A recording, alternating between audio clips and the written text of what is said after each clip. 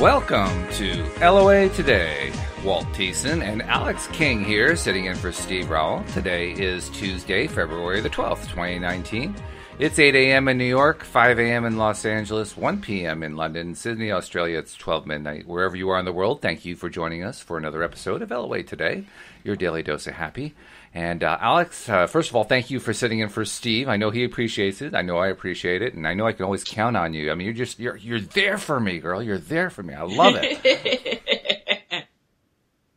You manifested me, so I did. Whatever. Boy, am I proud of that. That's like, whoa, this is good news. And speaking of news, this is where I wanted to go with the conversation for the first part today, because Joel Elston... Nice segue. I like it. Wasn't that one good? I like that one, yeah. That was a good one. Very powerful, yeah. It worked really well. But Joel Elston, our friend, posted something on his Facebook timeline that was an article posted in Harvard Business Review. Pretty salty stuff there. About 3 years ago, well, a little over three and a half years ago.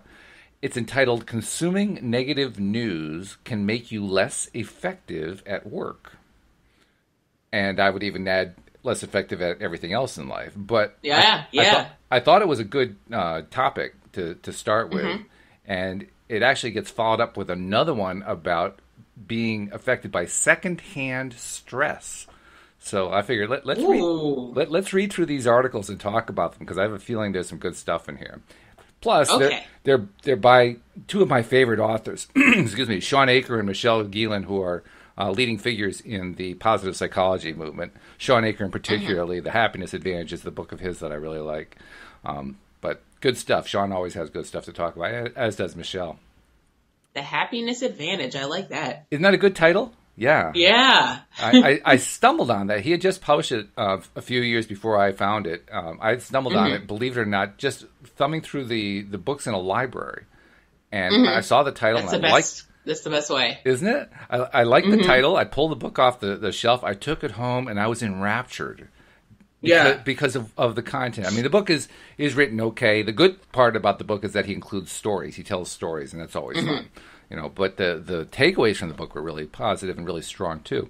Anyway, let's take a look at this article. I'll read it out, and if you want to interrupt me at some point, feel free. Otherwise, I'll just keep going to the end, and we can talk about it. Okay. So it says, we've known for some time now that hearing negative news broadcasts can have an immediate effect on your stress level. But new research we just conducted in partnership with Arianna Huffington, this was September 2015, shows how significant these negative effects can be on our workdays. Excuse me. Just a few minutes spent consuming negative news in the morning can affect the entire emotional trajectory of your day. In 2012, we conducted a yet-to-be-published preliminary study with Martin Seligman, who's also in the positive psychology movement, at the University of Pennsylvania, where we found that just a few minutes of negative news has a significant effect on mood. And this year, we partnered with Huffington to examine the longer-term impact of news on well-being and performance. In this study, 110 participants were blindly placed into one of two conditions. One group watched 3 minutes of negative news stories before 10 a.m. The second group watched 3 minutes of solutions-focused news. This is important. The second group did not watch saccharine stories about cute puppies, rainbows, and water-skiing squirrels, although we love that viral video. The solution-focused news group watched stories of resilience to build the belief that our behavior matters. Two of the videos included inner-city kids working hard to be successful in a school competition and a 70-year-old man who got his GED after failing the test dozens of times. And then the participants were emailed 6 hours later and asked to fill out a survey within 2 hours. This survey contained a battery of positive psychology metrics to gauge things like stress and mood. And we were stunned by the results. We even reran the analysis to double-check it, because the effects were much more significant and dramatic than we expected. Individuals who watched just 3 minutes of negative news in the morning had a whopping 27% greater likelihood of reporting their day as unhappy 6 to 8 hours later compared to the positive condition. Wow. Yeah. In the next phase of our research, we will investigate the impact of negative news not just on an individual's mood, but on their performance. We'll look at the effect of watching negative news on TV while at the gym, as well as the effect of negative news stories on sales and consumer service at call centers in the Midwest. Mm-hmm. We believe that negative news influences how we approach our work and the challenges we encounter at the office, because it shows a picture of life in which our behavior does not matter. The majority of news stories showcase problems in our world that we can do little or nothing about. We see the market dropping 500 points or ISIS poised to attack, and we feel powerless to change those outcomes.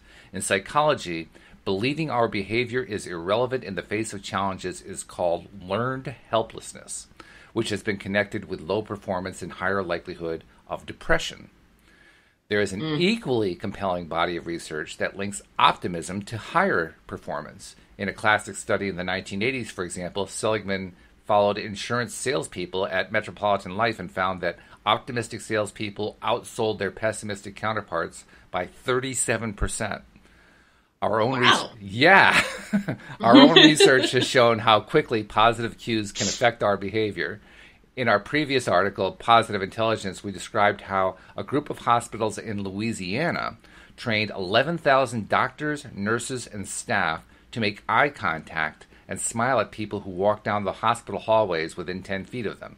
Just 6 months later, they observed a significant increase in the number of patients visiting the hospital, an increased likelihood of referring that hospital based on the quality of care received, and elevated engagement levels for the employees.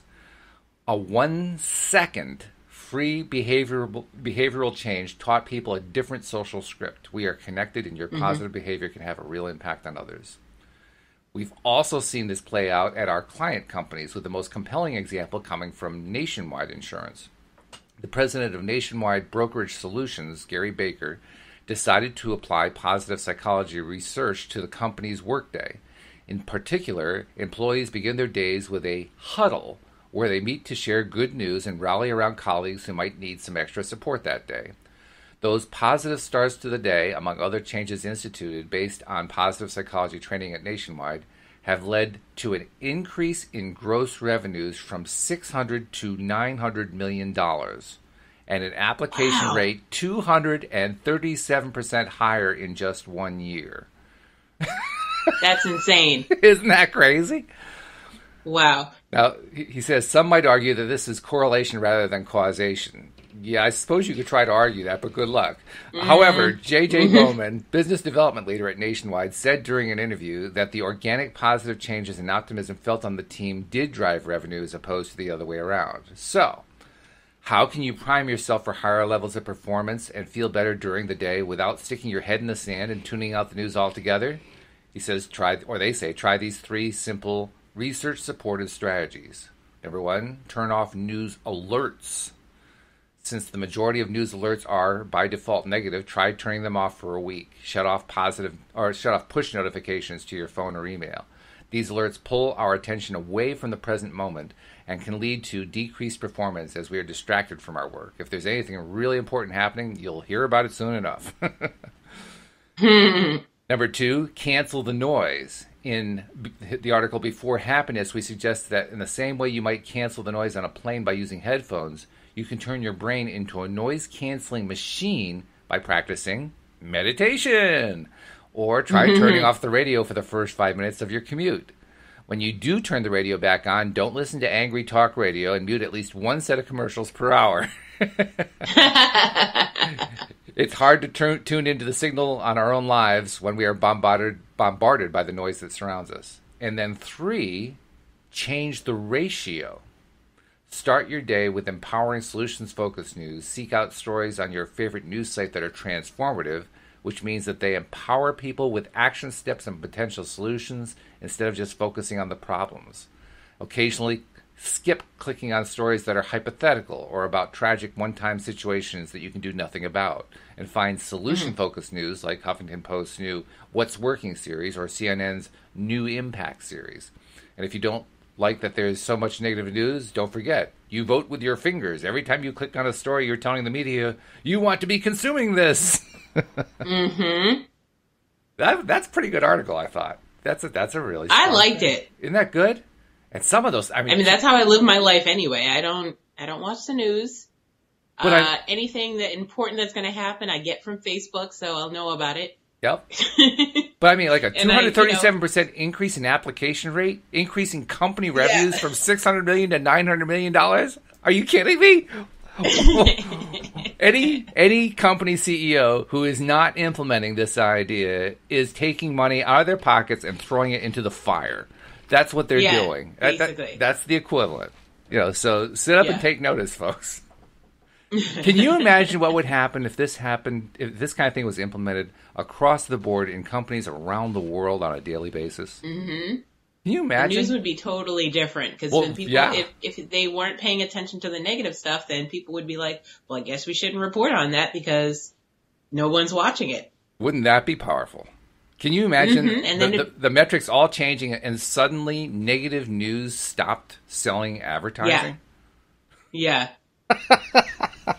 That'd be insane. It would be. It would be great, but it would be insane. It'd be fabulous.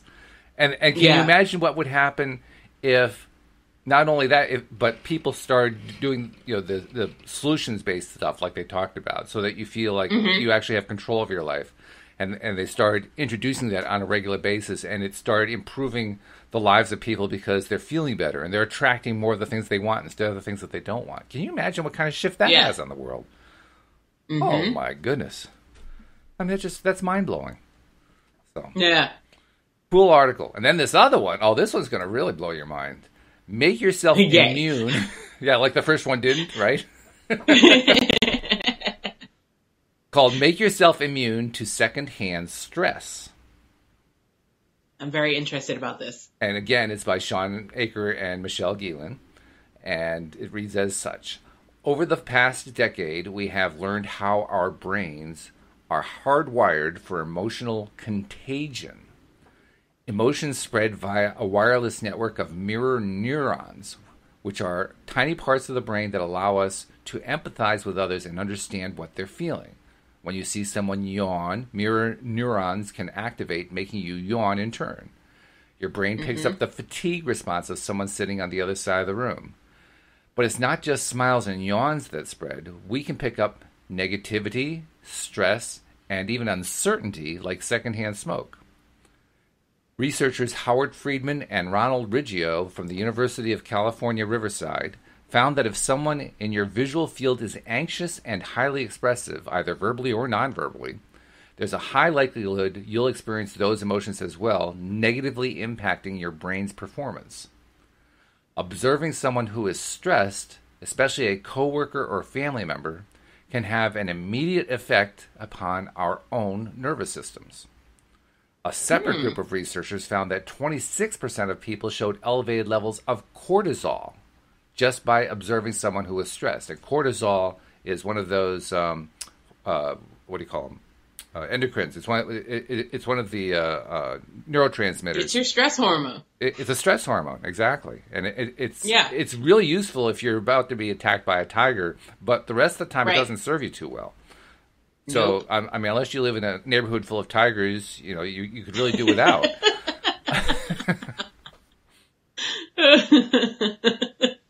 Now, secondhand stress is much more contagious from a romantic partner, 40% more than from a stranger. Isn't that interesting? That is interesting. But when observers watched a stressful event on video with strangers, 24% still showed a stress response. And this makes us question whether we as happiness researchers should be watching Breaking Bad before going to sleep. When your taxi driver honks angrily, you can carry his anxiety all the way to work. Yep. When a boss hurriedly stalks into a room, you pick up her stress as you try to present your ideas. Even bankers or people on trading floors separated by glass walls can pick up the panic of a person across the room working in a separate market just by seeing their nonverbals. Mm-hmm. According to Heidi Hanna, a fellow at the American Institute of Stress, they got to do something about the name of that title of that institute, by the way. But the fellow, she's a fellow at the American Institute of Stress, and she's the author of Stressaholic. That's another title that needs work.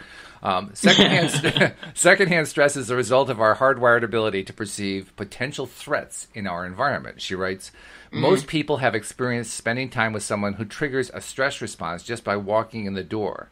This can be a conditioned response from previous interactions, but may also be an energetic communication delivered by very gentle shifts in biomechanical rhythms, such as heart rate or breath rate. The cues that cause secondhand stress can be very subtle changes in the people around us at work, yet they can have huge impacts. In fact, you don't even have to see or hear someone to pick up their stress. You can, get ready for this, you can also smell them. Wow. New research shows that stress causes people to sweat special stress hormones, which are picked up by the olfactory senses of others. That's so gross. I know, but which is the gross part, the smell or the fact that it's affecting your stress levels? The smell. Well, I got news for you. It's even worse that it's affecting your stress levels.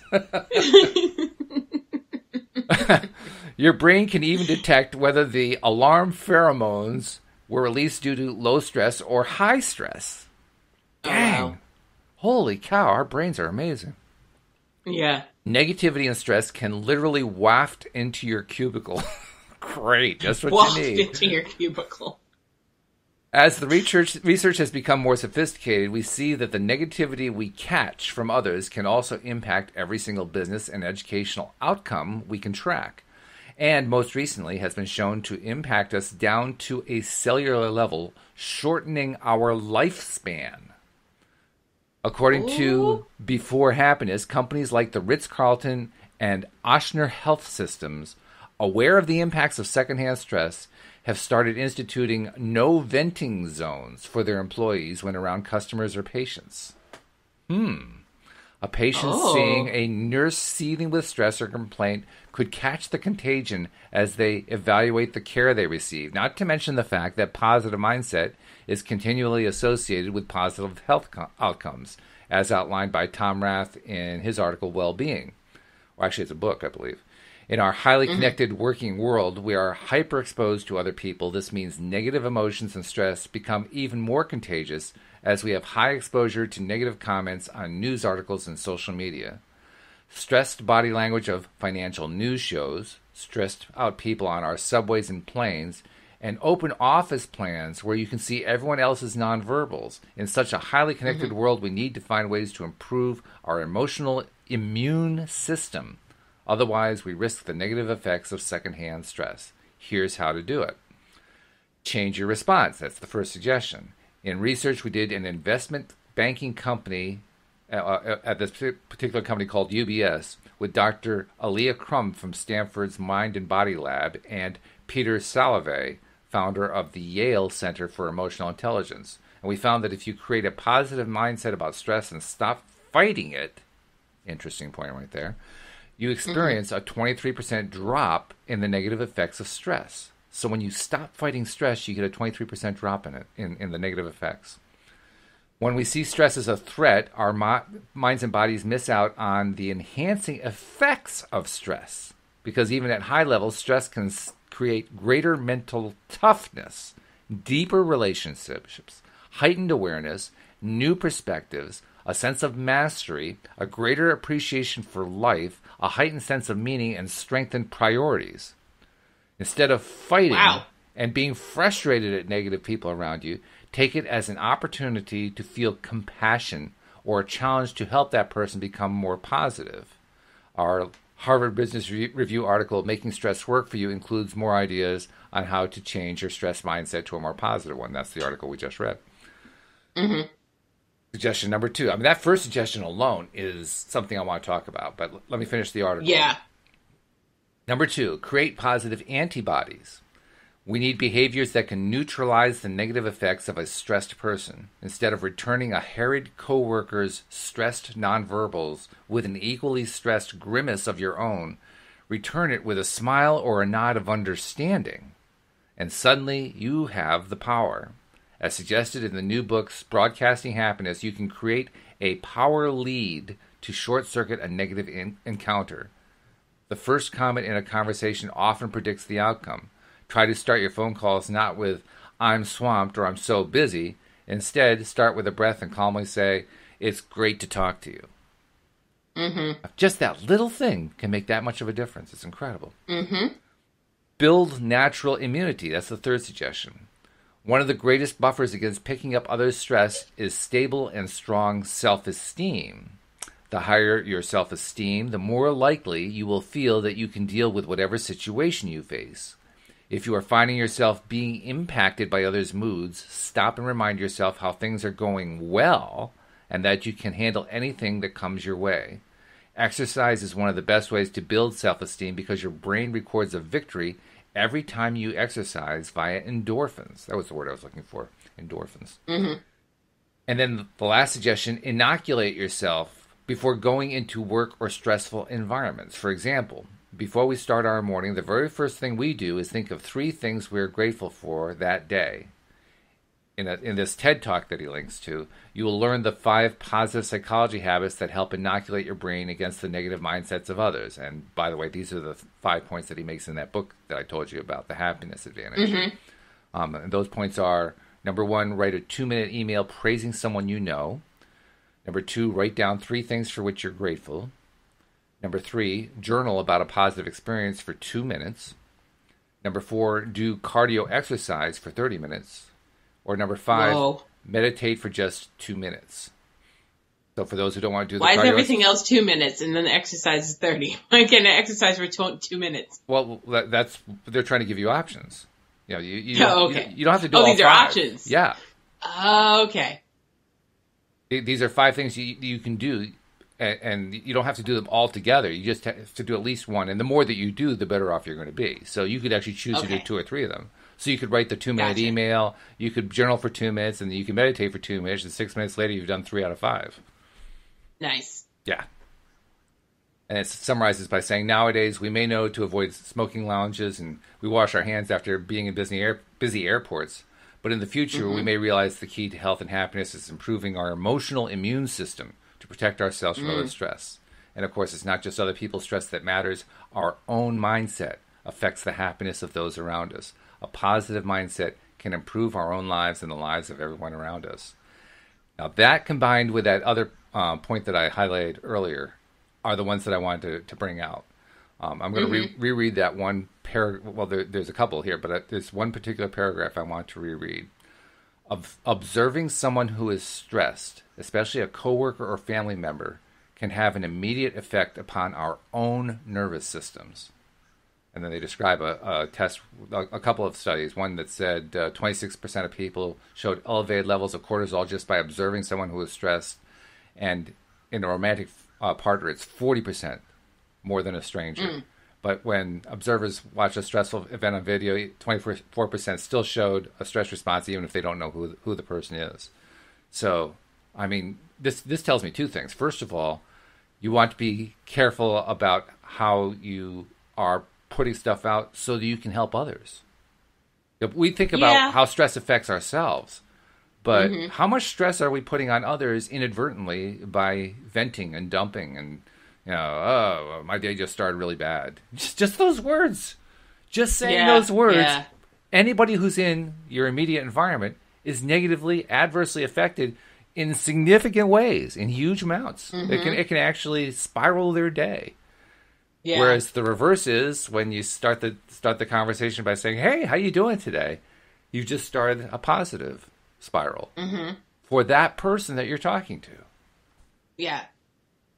I mean, to me, I think that's fabulous because we're doing a podcast in which we're trying to focus on positives. So I think to myself, every time we got a couple hundred people listening to the podcast, every single time that we're doing the podcast, we're sending out these signals to 200 people to have a good day. Yeah, I don't think we put anybody in a negative mood, so I think we're doing our part. Absolutely, but it's not even doing our part. I like the positive effect. Yeah, I like the fact that we're helping people just by doing that. I think it's fabulous. And then the other side, of course, and this, I got to find that one paragraph where he talks about how we get to decide how we're going to respond when we're dealing with somebody else's stress, right? Because what he was talking about, or what they were talking about, I should say, is we can change how we react when we're faced with negative stress. The typical reaction is, well, let's run away from it. Let's turn off the news. Let's get out of the room when somebody... And I do that. Everybody does that, I think, to one degree or another. But it turns out there's a much more effective way to deal with it. Not that you shouldn't run away, especially if it's really affecting you. If it's affecting you, run away. By all means, run away. Yeah. But if you find yourself continuously running away, that's when it's a good time to start changing the strategy up a little bit, making it a little bit stronger. And what he's suggesting is find a way to say there's a positive thing going on here. Now, that's controversial. That's a tough one, But what he's pointing out is that when you do that, you are building up your immune system where stress is concerned. And that's critical. Because if you've got a good immune system in place... though.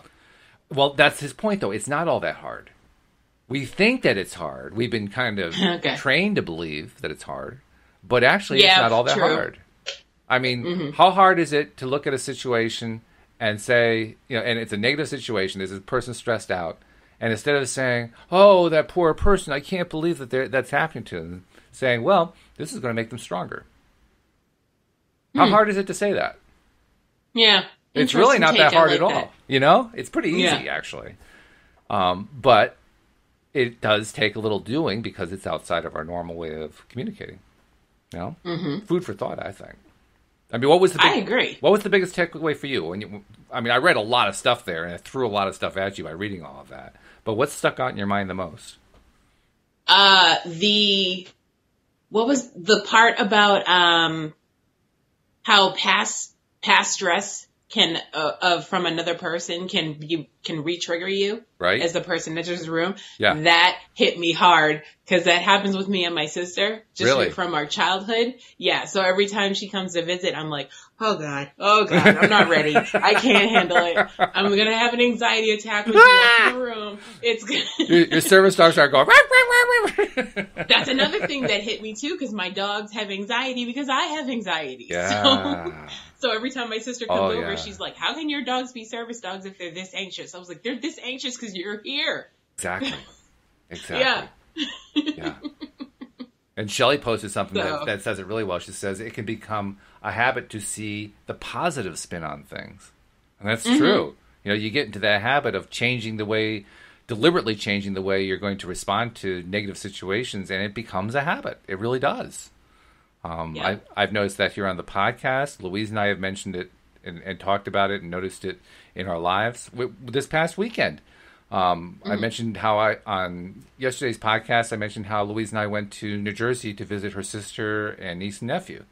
And it was a great visit. But, inevitably, there are always things that crop up in the middle of conversations and so forth. And I saw a number of times, there was one time in particular where Lee, who is Louise's sister, I remember her saying, I don't remember what the topic was, but she says, I know it's not a good idea to bring up politics. And I chimed in by saying, you're absolutely right, so let's change the subject. Right? Oh, God. That's like starting a sentence with, no offense, but... No offense, but, yeah, right. I'm about to offend you. Man. Just the littlest things we can do to change not only our experience, but to improve the experience of others around us. Imagine what happens. Let's say we live in a really toxic environment, or we work in a really toxic environment. One where all the boss and all the coworkers and everybody is just in a nasty, nasty mood every day.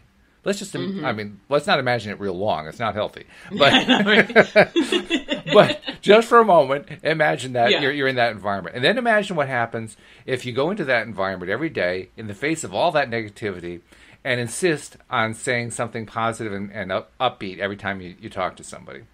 What happens over time? I mean, it might take a while just because there are so many of them there and there's this huge negative momentum built up. But I'd be willing to bet if you do that for like a month, that a month later, everybody's mood has shifted and nobody knows why. Yeah. Because it's contagious. It is. It's completely contagious.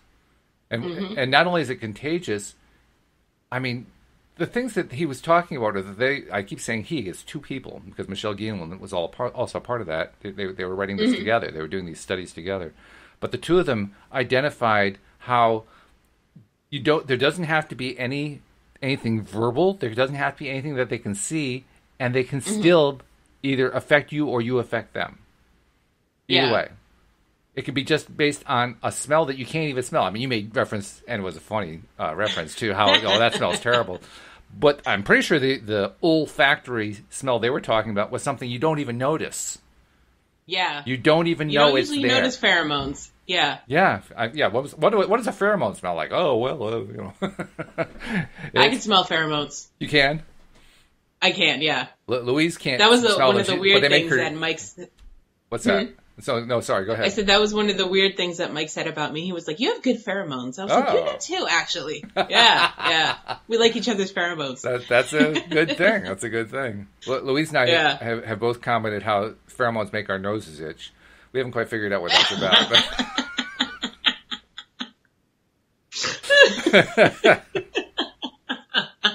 I mean, to heck with the 7-year itch, we get the 5-second itch.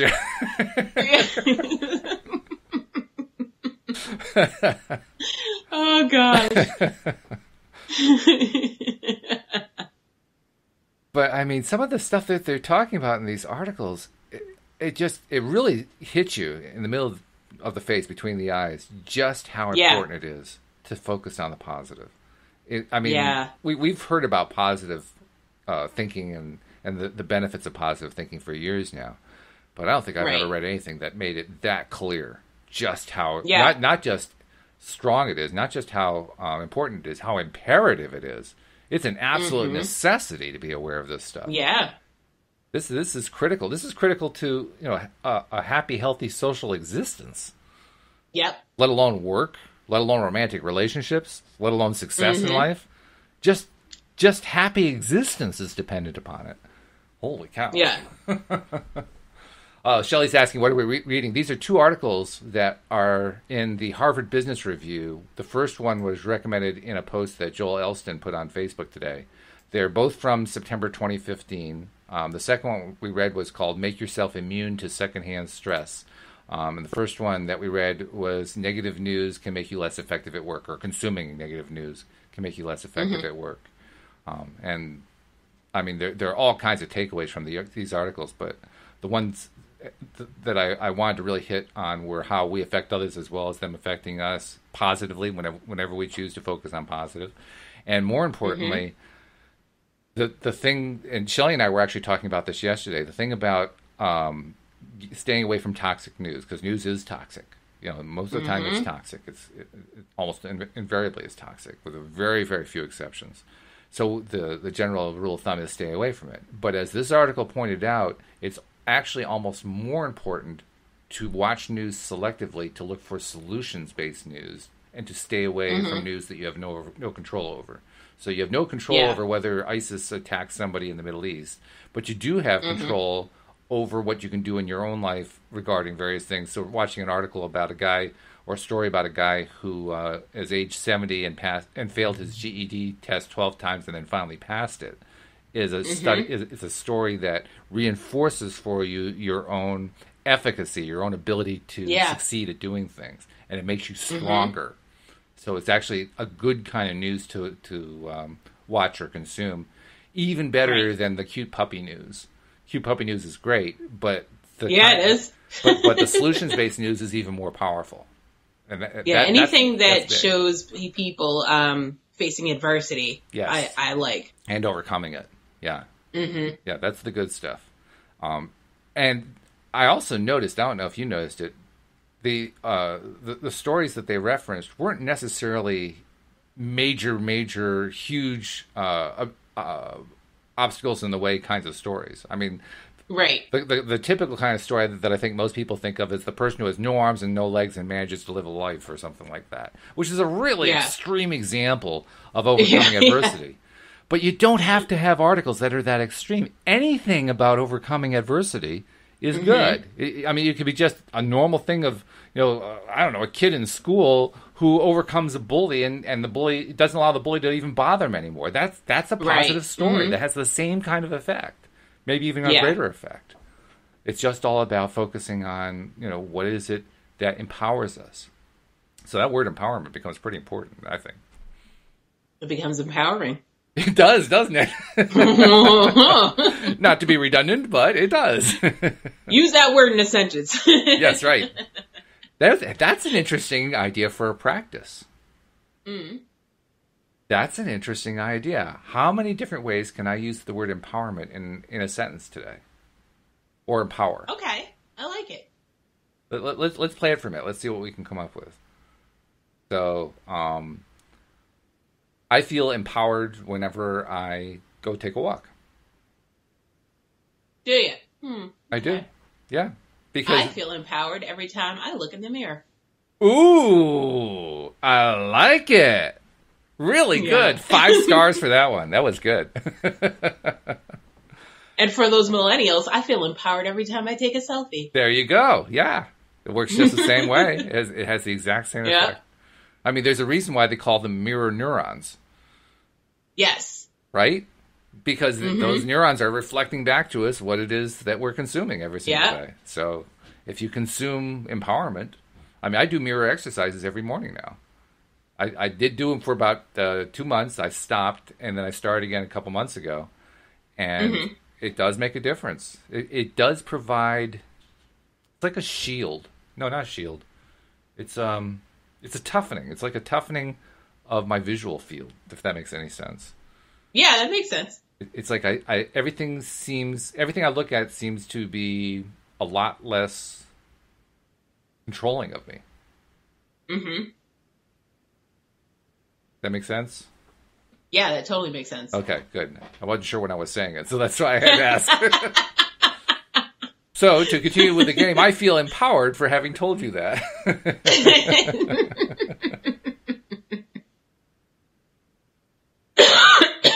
Shelley just referenced what you said. She says we need to start a good news network. I used to be a part of one, actually. Really? In high school, we had our own news network, and every morning during homeroom, we would broadcast. And I don't remember ever broadcasting. I was an anchor, so I don't remember ever broadcasting anything negative. It was always positive, and then what was for lunch day. So. Well, I have thought about this before. I've never been quite sure how to implement it. But I was thinking, what if we started each episode of the podcast with like a 5-second positive news break, so to speak? Okay, yeah. And I'm not sure what that's where I kind of stumbled. I wasn't sure what the content should be. I originally tried going I don't think through. It matters. What do you mean? I don't think the content matters because you empower everyone depending on what it could be. So you don't know who you're reaching based on what story. The reason I said I wasn't sure what to do about it is because my first attempt was to go online and set up a news alert like he was talking about, only this is a positive news alert. And when I started checking the stuff that came through in the positive news alert feed, it wasn't all that positive. And there was like a dearth of material. So that kind of flummoxed me, like, okay, so what do I come up with for the daily content? Right. And I know that we did try to do it to some extent just by making a little chit-chat at the beginning of each of the shows, which we often do anyway, as a way of, say, okay, here's what's good that's going on in our lives. Right. Maybe that is a good thing, but I still feel like there needs to be other content, and I don't know what content to do. I don't know. I mean, maybe you can think about stuff, or maybe somebody who's listening in can think of it. Oh, Shelley says iHeartRadio. Yeah. Actually, we're trying to get onto iHeartRadio. I applied to get our show on. I like that. Yeah. I see what you did there, Shelley. Yeah, very nice. Yeah, that was clever. I like that. I mean, if I could read articles, maybe that's what I need to do. Maybe I need to pay more attention to the Harvard Business Review and look for Sean Aker articles and Michelle Gielan articles. Because, I mean, those were pretty hot articles that we were reading today. Yeah. But it would be great if we had something like that every single day, you know? Mm-hmm. That would be really positive and really powerful. Start your day off right. Mm-hmm. Well, at least I do know that when we start the show, I always try to start off with just a nice, happy, cheery hello. So I know that part is actually effective. I mean, that's what they were talking about in the article, right? According to them, it is. It is. And these guys do very serious research. These guys aren't LOA woo-woo types like we are. These guys do only the hardcore science. But it still applies, though. I feel like it's still... Yeah. I mean, the only real difference between them and us is that they don't publicly acknowledge the law of attraction. They probably privately practice it. They just won't publicly acknowledge it because it's disreputable,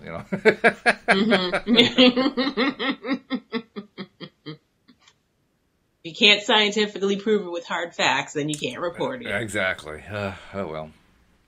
Mm-hmm. Maybe hey, there's a message we can turn around. Let's turn it around to something like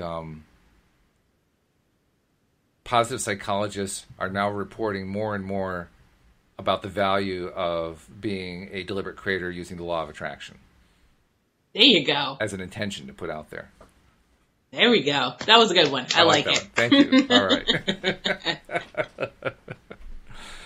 But it's true. Anyway, anything that we put out there is good, that as long as it has a positive feel to it, a positive spin. Yeah. Mm-hmm.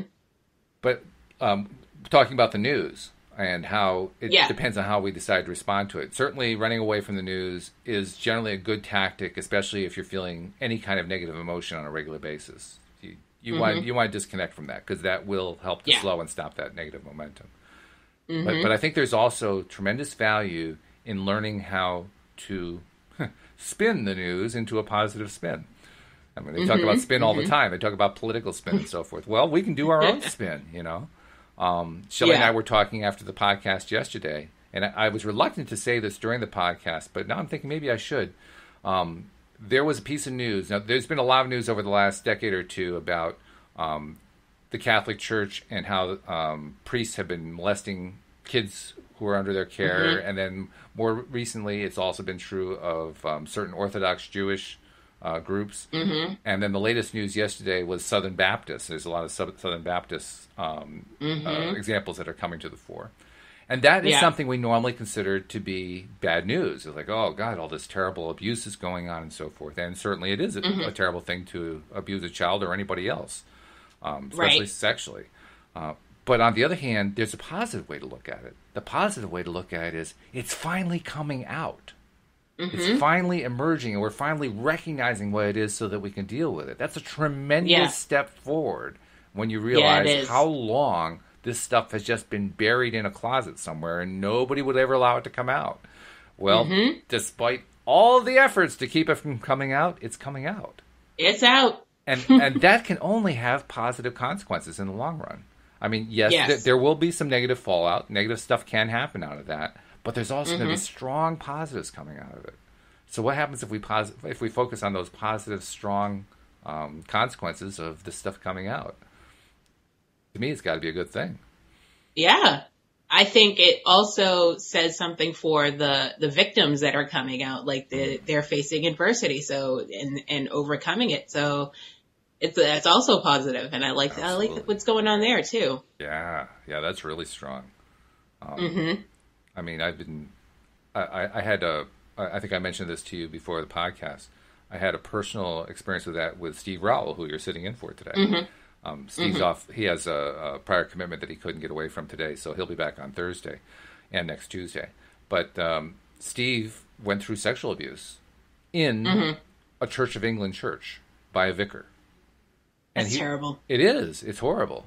And in fact, disgusting. At one point, we were having an off-the-show conversation, and he warned me he was going to tell me this, more specific about it. It was going to be pretty bad.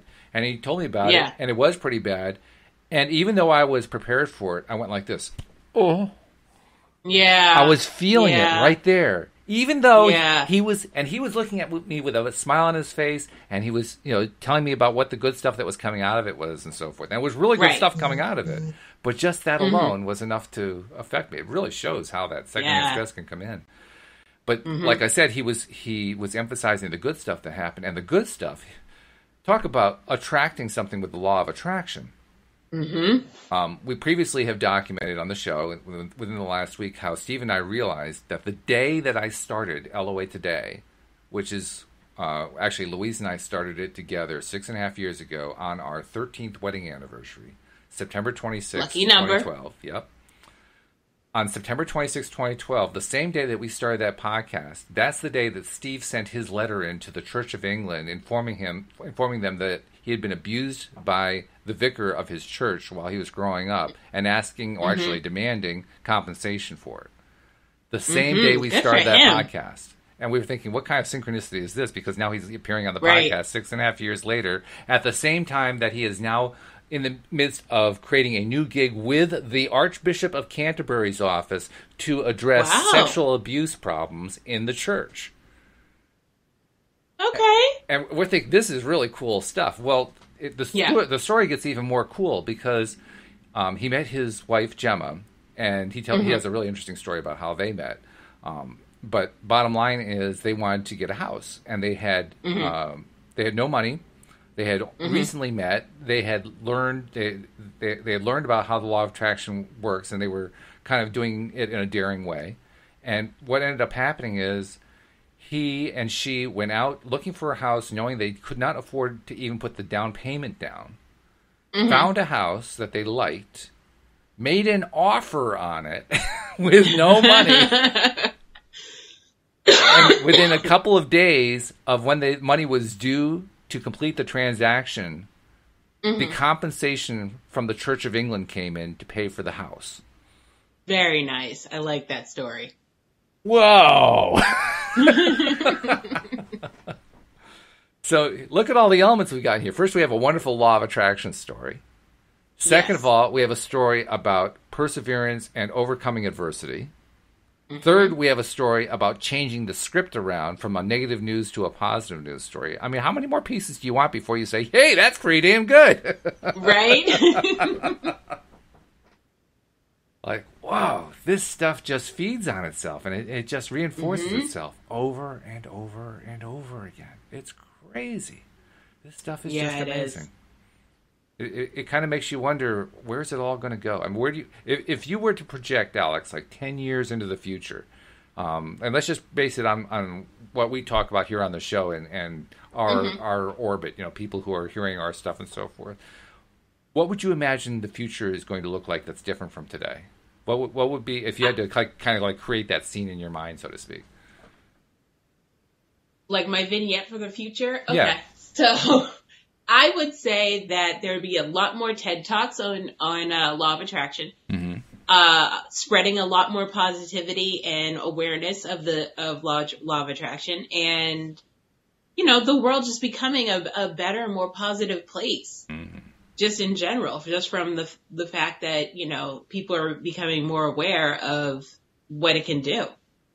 That's good. That's good. I also think this is my vignette. My vignette is listeners contacting us and telling us their stories about how they listened to something, they heard something we talked about in the podcast, they implemented it in some way in their lives, and they got this amazing result. I like that too. And getting just inundated with stories like that. Because we do get stories like that now. We're not inundated by them, but we do get them. I'm just thinking, what happens I get DMs all the time. I'm thinking, what happens if you get 50, 100, 150, 200 of those stories every day? Yeah. First of all, now we got our news network, right? Because we got all these great stories about all these wonderful things that are happening. But secondly, I keep thinking about, we know, I mean, it was detailed in those articles. When you have one good experience, one good phrase, one good statement you make at the beginning of the day, your whole day spirals into a positive direction. Yes. Now start multiplying that by tens, hundreds, thousands, tens of thousands, hundreds of thousands, millions of people, all having better and better days every single day. I mean, this is where my brain goes, boing, I can't keep up with this. Cannot compute. Cannot compute. It's too much. It's overwhelming. But if I'm going to be overwhelmed by something, that's something I want to be overwhelmed by. That's a good kind of overwhelm. Exactly. I mean, this stuff's crazy. It's just amazing. So, we got about 10 minutes left. I haven't seen. We've been telling all the stories. I don't see any questions or anything like that on the live stream. I think people are just kind of hooked by what we're talking about, which is cool. Right. But let's come up with something that gives us that last 10-minute boost before we're done with the program today. Okay, So, let's see. What's I had topic? a question earlier and I can't remember what it was now. Oh. Well, it probably had a negative spin to it. We've been focusing on this positivity so much that it just spun right out of control. It was gone. Probably. Let's see. Oh, man. All right, well, here, let's make it real simple. So after hearing and talking about what we've been talking about today, what's the next thing you're going to implement in your daily practice?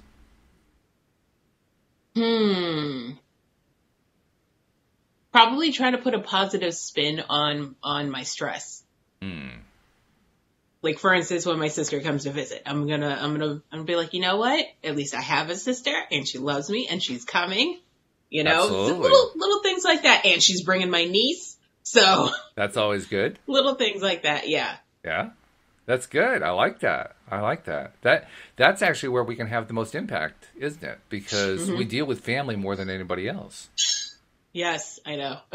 and there was that one point in the article where, where 40% of our impact comes from people who we're romantically involved with or who are in our immediate family circle. Well, yeah. So it's like what goes around comes around, right? When you're putting out that kind of positive spin on stuff, it's going to come back to you. Yeah. That's going to be kind of fun to track. I know. I'm excited about it. Yeah. I don't know when the next time she's coming to visit, but we'll see. Well, I mean, you also have other family members too, so you can really be doing it with everybody. Not worrying. It doesn't have to be somebody who is a high stress person. It can be everybody in your life. It can be people who are your lollipop people. I don't have high stress people in my life, though. So it can be your lollipop people. It can be the good people in your life. Lollipop people. Yeah, that's something Louise taught me. A lollipop person is somebody who has a positive influence on you, who helps you feel good. I like that. Yeah. Thanks, Louise. I like that. So we can do it with anybody. Actually, it's probably easier to start that way, now that I think about it. I would think so, yeah. Because there's no stress. So right. What a great way to practice. And you're going to get faster results, too, right? Because there's not all that negative momentum to overcome, so it's going to come back quicker. Mm-hmm. Right. And we all know that's really helpful when it comes to trying to increase our belief in how the whole thing works and our sense of self-esteem and self-love and so forth. We want to get quick results as much as possible. There's a way to get quick results. Exactly. All right. I'm going to try it. I'm going to see how it works. I've been trying to do it a little bit more, too, but I'm thinking I'm going to do it even more. I mean, the primary person that I'm around every day is Louise. So I'm going to I'm going to put more out to see if I can give her that kind of support and watch what happens. Yeah. Mm-hmm. That sounds good. I like it. It's going to be a fun experiment. It reminds me, do you remember the movie, have you ever seen the movie The Celestine Prophecy or read the book by the same name? Nope, never heard of it. Okay. It was a book that came out in the 1990s by a guy named James Redfield. And it has a lot of the concepts that we use in our law of attraction discussions and that positive psychology talks about. But it's more about the interaction of human beings on a spiritual level and the energy that's involved, the actual energy that you can observe. In fact, they actually show you a couple things you can do to observe energy around people and so forth. In fact, one of them you can do, you can just hold your fingers together like this, like a very small distance apart, and then kind of defocus the fingers.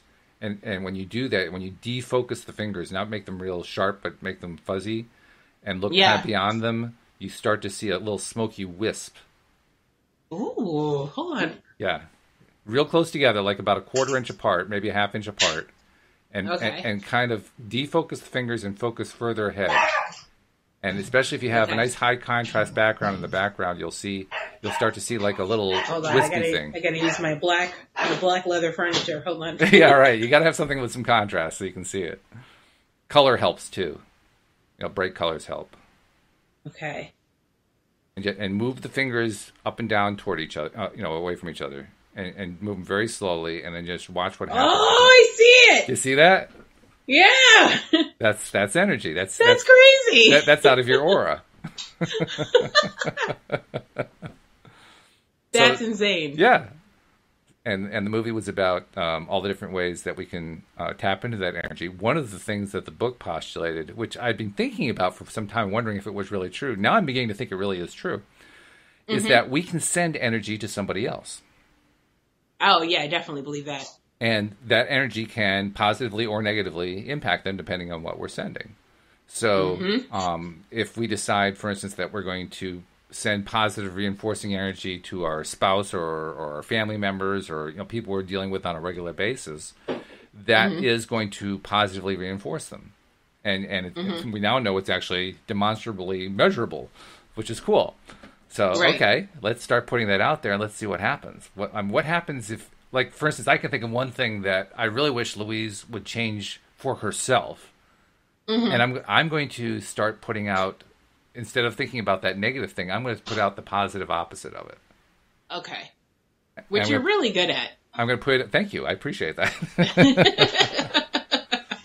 But I'm going to put that out mentally. I'm not even going to tell her I'm doing it. I'm just going to just put it out there and just imagine her. I'm going to create my little vignette. Imagine her doing and thinking and behaving in the positive manner instead of the negative manner.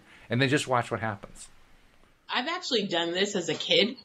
Yeah? When I was probably about 8 or 9 years old, and I used to share a room with my sister. And I had restless legs from just running around all day as a kid. And I could not get to sleep. Okay. So I would sit there and in my head go, send the restless legs to my sister. And it would disappear.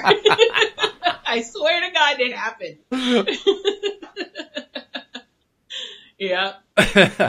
I hesitate to ask, did your sister get the restless legs? But well, I don't know if she got them, but it went away from me. So that's all I know. Well, it is that's true. Proof that it does work. Yes. Well, actually, I experienced it when Louise was going through her medical stuff, which she thankfully is still on the upward healing path on. But she, at one point, we were both feeling really, really low, and I deliberately pushed myself into focusing on the positive result and got a really quick response, like within 24 hours, a big, big response, and totally unexpected, which was the best part. So I do, like you, I do know it works. I think I'm mentioning it mainly because I'm kind of asking myself, why am I not doing this more often? So this is like the opportunity, it's the opportunity to do it more often. Like, let's start doing it right now. So, okay. Well, then that's my, you and I are going to be doing the show this afternoon too. Yes. So I will report to you if there have been any results of applying it during the 6-7 hours between shows. Same. Okay. So the challenge is on. Can we produce a quick result? Because you can't always control that, but let's see if we can do it. We'll see what we can do. Why not? And by the way, we are going to have a third person joining us today, Bill G., who has previously been on the show, who does some amazing things. He's kind of like Linda Armstrong in a sense, in that he does things with pendulums to identify where people need to shift up their energy. He talks about in terms of getting rid of negative energies and so forth, and identify what steps they can take in order to get themselves into a positive place and have better results in their lives. He's going to join us, and we're going to talk about, I'm not sure what we're going to talk about. We're going to make something up, but whatever it is, it's going to be good. I'll be interested to see what his response is to this little experiment we're doing. I wouldn't be... In fact, hey, let's do this test, Alyx, okay? I don't know. Okay. I don't know that he's going to see this program. I'm going to assume that he's not going to see the one that we're doing right now, okay? Okay. So let's put something out there to see if we can influence him to say or do something positive, something specific. So let's say, I know, let's see if we can put out there that he wants to say something positive about you. Okay. All right? I like it. So Bill's going to come on the program, and at some point, for a reason he doesn't even know what it is, he's going to say something really cool about Alyx. That would blow my mind. That's going to be fun, isn't it? Yeah, this is fantastic. I like All right, this is a good test. I like this. So, and this is going to be the first of many things that we're going to test. So, okay. Yeah. So thank you very much. This has been fun. I'm glad we talked about these articles. As always. Really good. And I look forward to talking to you later this afternoon. That's going to be good too. Okay. And we'll see you all next time here on LOA Today. Goodbye, everybody.